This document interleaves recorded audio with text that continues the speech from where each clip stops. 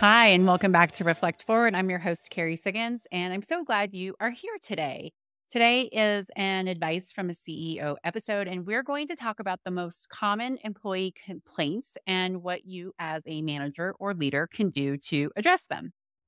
So, we all know that we don't have perfect workplaces and that our employees can feel overworked and stressed out and treated unfairly. And those complaints are legitimate. Even in great workplaces like Stone Age, we work so hard to curate our culture and to create a culture of caring and listening and feedback. It's not easy, right? Everybody is incredibly busy and we're moving fast, and every leader is in a different place on their leadership journey. Some are really great at having tough conversations, some are good at lining out workloads so people understand their expectations. Some people are good at helping their team work through issues, and others aren't good at those things. And so a workplace can be really mixed. A lot of times it has to do with the specific manager, but sometimes it's company culture.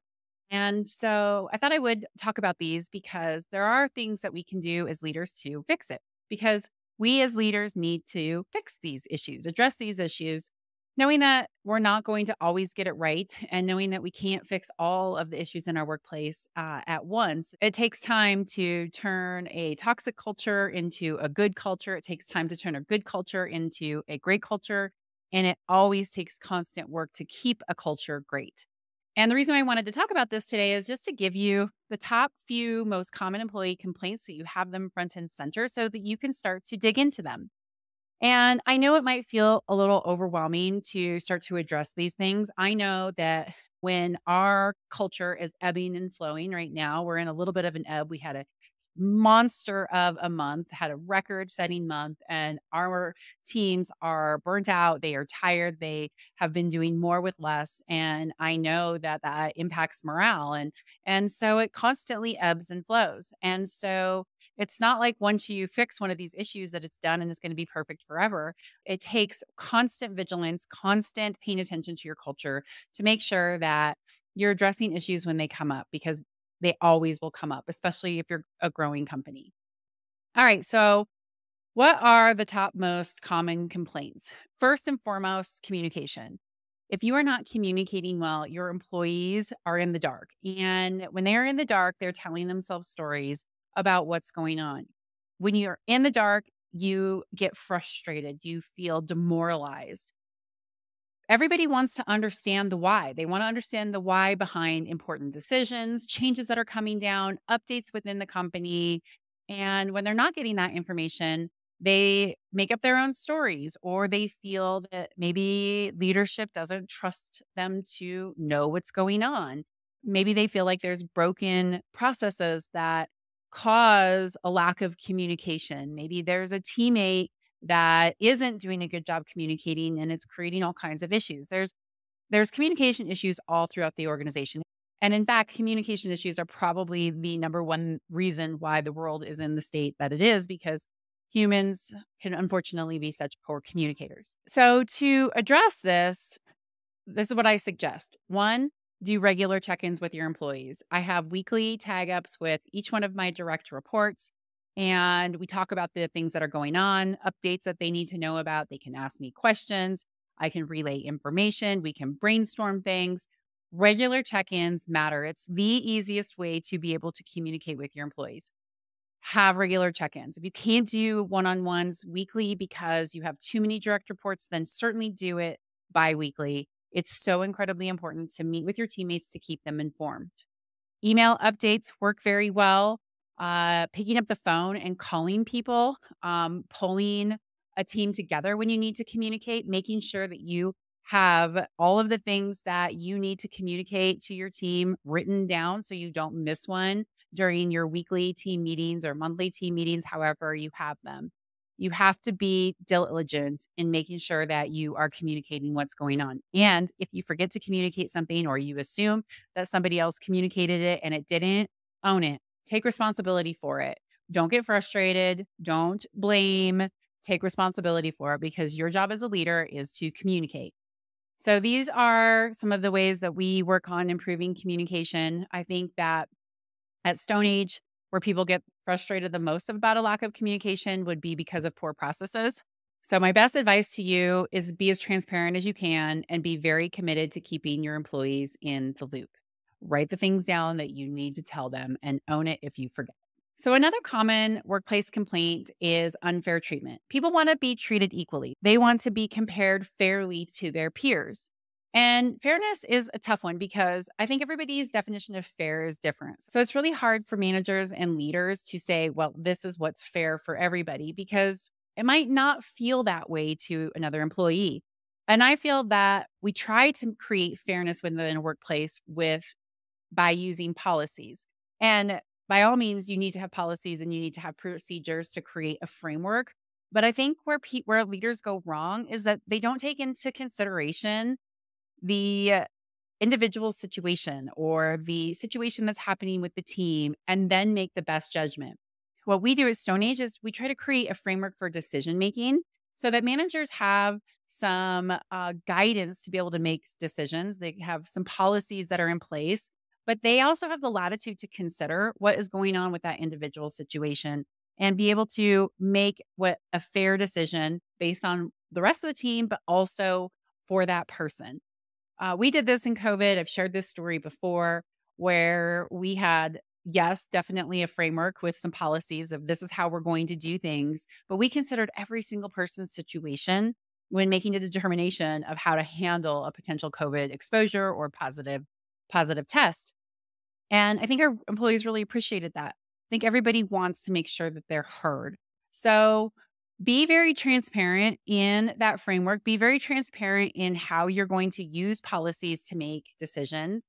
Be consistent in how you apply the decision making process to your employees.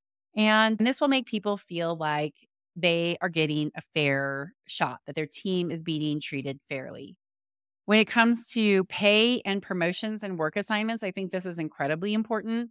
In Colorado, we have a transparency in pay law, and I personally love it. I know lots of people don't, lots of leaders don't, but I think it makes things so much better. That transparency, it creates accountability. It creates trust that everybody understands what the compensation looks like, and it forces companies to be fair.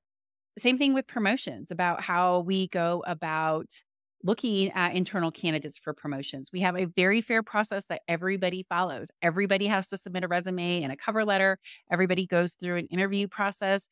We want people to feel like they get a fair shot at that promotion, even if they are up against a couple of their own peers. So, this is really an important aspect. There are things that you can do as a leader to make sure that you are creating as fair of a workplace as possible. And when you have to do something differently, when you have to handle a situation differently, talk about it. Don't hide it. Be honest about why you handled a certain situation differently than you handled it a previous time. And that will at least create trust, even if someone's upset that their situation was treated differently. Another common complaint, actually, I'm going to put two together, and that is excess workload and a lack of resources. When people feel like they have too much work on their plate, when people do have too much work on their plate, they get burnt out. They feel dissatisfaction in their jobs. When you can never do enough, when there's always too much work to be done in a day, that is really tough. That goes hand in hand with not enough resources. When you don't have enough headcount to do your job, when you don't have the tools that you need to do your job, that adds frustration too. I think those two complaints are really common and they kind of go together. And it's something that managers need to address, but it's a really tough one to address. With the pressure of hitting numbers, with the pressure of cutting costs, with the pressure of making sure that you can stay agile in these volatile times, it's real. It is at Stone Age. We just had a monster of a month. We had our a record-setting month, and I'm worried about a recession. And so I'm managing things so tightly so that if for some reason the economy does contract, which I'm expecting it to, I don't know how deep it will be or how long it will last, but I'm planning on it happening this year. Man, I have to manage resources and headcount so carefully. So I totally get why my employees are feeling that way. I feel that way too. So it is a really tough one to address, but here are my suggestions. One, talk about it. That's the most important thing you can do. Talk about workloads, talk about lack of resources, and handle it transparently. Here's what we can do, here's what we can't do, and why. At least people understand, even if it doesn't fix the situation, even if they don't like what they hear, at least you're being transparent. Then work on workloads, right? What can you take off their plates? What can you deprioritize? How do you make sure that the workload is manageable? Do that. And then hold yourself accountable to not putting more workload on your employees. Having your employees burn out is the worst possible thing. And having too much work on their plates doesn't actually make them produce more. We have a certain capacity that we can reach every day. And when we are stressed out, all it does is cause us to shut down. So deprioritize things, help them go through their list of things to do and say, this doesn't have to happen. This doesn't have to happen. This doesn't, these two things, these are the most important. Let's focus on that. When it comes to resources, same thing. How can you pull from other teams to be able to come in and help with a certain situation? How can you improve a process that would maybe ease the need for resources? How can you identify those resources that are needed and try to get them what they need? And sometimes the hard truth is that you have to stop doing certain things to be able to address this. We talk about this as a leadership team at Stone Age all the time. What do we need to stop doing? And it is so hard to make those decisions, especially when you see how they're going to bring so much value to your customers and really change the company, or drive home a strategic initiative. But we cannot keep putting so much work on our teams that they can't get it done. And this is something that I grapple with all the time. How do we say, no, we're not doing this, even though it's an important initiative?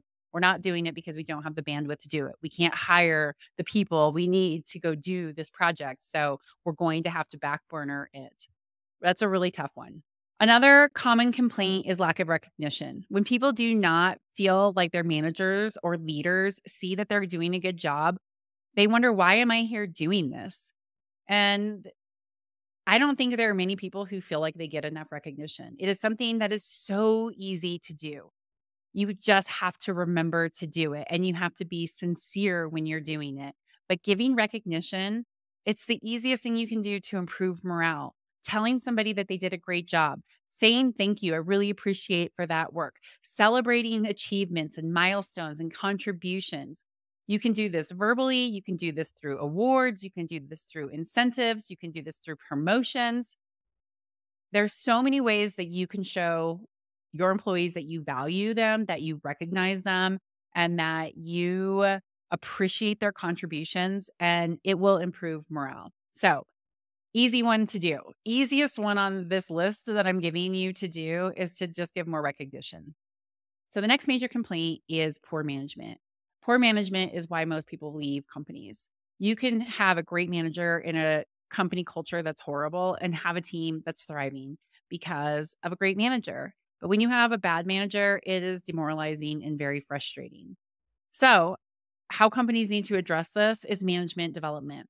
And it's not an easy thing. It takes time. It takes time to develop delegation skills and conflict resolution skills, communication skills, feedback giving skills, feedback taking skills. But it's the most important thing you can do. Last year at Stone Age, we put in a training program for our joint management team, which is all of our mid level managers. And it was so well received and they were thriving. And it fell off in 2023 because we didn't have it scheduled appropriately. And there wasn't a single person who was in charge of it. And when nobody's responsible for it, it doesn't get done. And several of our JMT members came to me and said, hey, we really missed this. We need training. We need to meet together. We need to find ways to have more interaction with the executive management team. How can we do this? And so I was so appreciative of that feedback and their self leadership and coming forward. And it made me kick myself going like, oh gosh, I, n- I needed to make sure that that was still happening and to put a person in charge of making sure that it was happening because it is such an important thing to do. Developing your managers, developing your management skills. It's such a critical thing to be able to create a culture where people want to come to work and do their very best. The job of a leader, the job of a great manager is to inspire people to do their very best work. Poor management is the fastest way to demoralize a team. And if you have poor managers and they can't make improvements, then you have to let them go because otherwise you will have employees who leave the company who are frustrated. You will see a hit on morale. You have to address it. And finally, the last complaint that I want to talk about is workplace culture and job insecurity. When people are in constant fear, they are not going to do their best. When they feel like they just have to fall in line and keep their mouth shut because they don't want to lose their jobs, that is not a good culture. And I promise you, your employees are talking about it to each other. If you have a culture of fear and that is just continuing to perpetuate itself. So, to address these issues, you've got to work on having a positive culture. You need to create psychological safety. You have to promote open communication, collaboration, and teamwork. And the only way to do that is to do it as a leader. And like I said, it's not easy to do, especially if you do have a toxic workplace. But even if you do have a toxic workplace in your company, you as a manager can still address these things. You can help set clear expectations for your team. You can give feedback, you can give praise and recognition. You can let them know that they are valued and that they have career paths. And that is how you can help people in your team feel like their job isn't at risk. But this is a big one. This is why people don't speak up, right? I'm going to get fired. If I put my neck out there, I'm going to get fired. If I take this risk, I'm going to get fired. If I make a mistake, I'm going to get fired. There is no way that you have a good culture if you have employees who feel this way. Now, sometimes those are the stories they tell themselves. Even if you have a good workplace culture like Stone Age, I know for sure my employees still feel like this, right? Because it's human nature. It's so easy to let yourself off the hook by saying, if I say this, I'm going to get fired or I'm going to get reprimanded and not do it. And so it is very real. I understand that's a real fear, and leaders have to work really, really hard and really closely with their teams to help remove the barriers for open, honest communication so that you don't have a toxic workplace culture where people feel like they're going to lose their jobs. All right. So those are the top complaints in a workplace and the things that leaders and managers can do to address them. Overall, your goal needs to be to improve employee morale and productivity. It does make a better workplace. It does make for a more successful company when you have employees who thrive. And if you have employees who continuously complain about these things and you do not address them as a leader, then you are going to see your culture decline. So, improve communication, treat employees fairly, address workload concerns, provide recognition, provide adequate resources, improve management teams, and offer a positive workplace.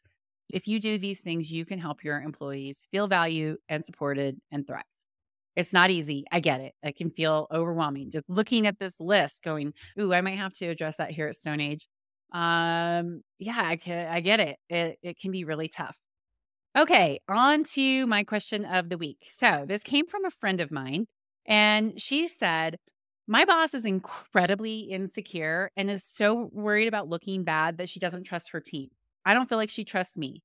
What can I do to earn her trust? I will tell you that dealing with an insecure boss can be so incredibly challenging. I had this earlier in my career and I felt completely roadblocked by him. And I didn't understand at the time that he was very insecure, but I recognize that now that I have more experience as a leader. And so I didn't do all of these things that I'm going to suggest now. I actually wound up leaving the company and I don't want you to have to do that. There are things that you can do if you have an insecure boss. Now, doesn't mean that you're going to fix her. And in fact, it is not even your responsibility to fix those insecurities. But there are things you can do to help earn that trust so that maybe he or she can relax a little bit, give you more autonomy, and be a better leader. So, first thing you can do is communicate effectively. Keep your boss informed on what you're working on. Make sure that you're reporting progress. Be clear and concise in your communication. Don't be defensive or confrontational. Communicate effectively. So, how I would do it is, hey, I'm working on these things. These are the progress. This is the progress that I made. These are the roadblocks that I'm facing. Just wanted to keep you in the loop. Do you have any feedback for me, advice? That would be how I would handle communicating effectively. Many times you want to pull back just because when you have an insecure boss who might be micromanaging or get defensive or be authoritative, you pull back, but you don't want to do that. You want to do the opposite. Lean into communicating effectively. Number 2, be dependable, right? There's a reason why a boss is afraid, and it's usually because they're worried about the looking bad, right? They're are perfectionists, which comes from a lot of insecurity. And so if they feel like they can't depend on you, they are not going to trust you. So consistently deliver quality work, meet your deadlines, take responsibility if you make any mistakes. Show that you are a dependable person. Your boss will trust you more if they see that you are accountable to your actions and you show up with responsibility and dependability. The next thing is to build a relationship. You cannot have trust in a relationship if you don't take the time to build a relationship. So get to know your boss, find out what their interests are, try to build a rapport with them, ask questions, care, show that you care. Even if maybe he or she holds you at arm's length reach. If you work to build that rapport and meet them where they are at, you will build a relationship. And when you have that relationship, your boss will start to trust you a little bit more. Offer solutions. Now, this one's a tough one for me because I think always offer solutions. Now, I'm a big believer that leaders should never say, don't bring me problems, only bring me solutions. I talked about this on a previous podcast. I think that shuts people down. Your job as a leader, as a good manager, is to help your employees solve problems. And if they can't solve it, if they can't come up with a solution, then you need to sit down with them and help them. But if you have a boss who's insecure, don't bring them problems. Do bring them solutions. This is a really good way to show that you are dependable, trustworthy, and that you're not going to just dump it on their laps or ignore it so that it doesn't get fixed, which will eventually not make that person look good. So, if you see a problem, come up with a solution and present it to your boss. Show that you're proactive and that you can be trusted to solve problems. Just make sure that you are bringing him or her along. Uh, Never, ever, ever, ever, ever let your boss be blindsided, especially if you have an insecure boss. So that's why you need to be able to provide solutions, but don't hide a problem because if you blindside that person, it will not build trust. So come up with solutions to your problems and be transparent along the way, always bringing your boss along for what's happening. And then finally, be patient. I know that this is a tough one, especially when you're frustrated that your boss doesn't trust you and you have to deal with those insecurities. But building trust takes time. And a lot of people are naturally distrustful. It's part of what makes them a little bit insecure. Maybe they've been burned before. Like you don't know their story. You don't know why they feel like they have to show up in the way that they're showing up. You don't know where those insecurities are coming from. So be patient, be consistent in your efforts, be compassionate, don't take things personally, and your boss will start to trust you more over time. And then if you do all these things and it doesn't change and you really just have an insecure boss that isn't right for you, then you have to look at your career. You have to look at your choices. You have to look at the type of culture that you want to be part of. Remember, nobody else is responsible for your career but you. No one else is responsible for your happiness. If this is causing you to be anxious, to be stressed out, to disengage in your work, then maybe it's time to look at a different role within the company. How can you work for a different leader? Do you maybe need to take a different direction, go to a different company? I know that that is a scary thing, but you need to make sure that you are taking care of you. And if you are working for a boss that isn't effective for your style, for what you need, and you do not feel like you can grow with that person, then consider doing something different. I know that's what I did when I left my insecure boss. I have mixed feelings about it. It was really tough to leave that company. I learned so much, but looking back on it, like I wish I would have tried some of these things. I wish I would have been more compassionate. I wish I wouldn't have just said, well, he's the boss. He should figure this out. He should be this way. I didn't take ownership and responsibility to um, prove that I was a reliable I didn't take that next step of self-leadership to say, maybe there's some things that I can do that would help build trust rather than just being angry, upset, and taking it personally all the time. So remember, again, it's not your responsibility to fix those insecurities. However, by being reliable, trustworthy team member, you can help to create a more positive workplace culture for everyone on the team and start to build more trust with your boss. So those are my tips. Hopefully those helped today. I'm so glad that you were here. I hope that this was useful to you. I'm going to leave you to your day and I will see you next week. And if you like this podcast, please like it, write a review, subscribe to it, subscribe to my YouTube channel. I always appreciate the support and it helps with the algorithms. Thanks so much. Have a great day. See you next week.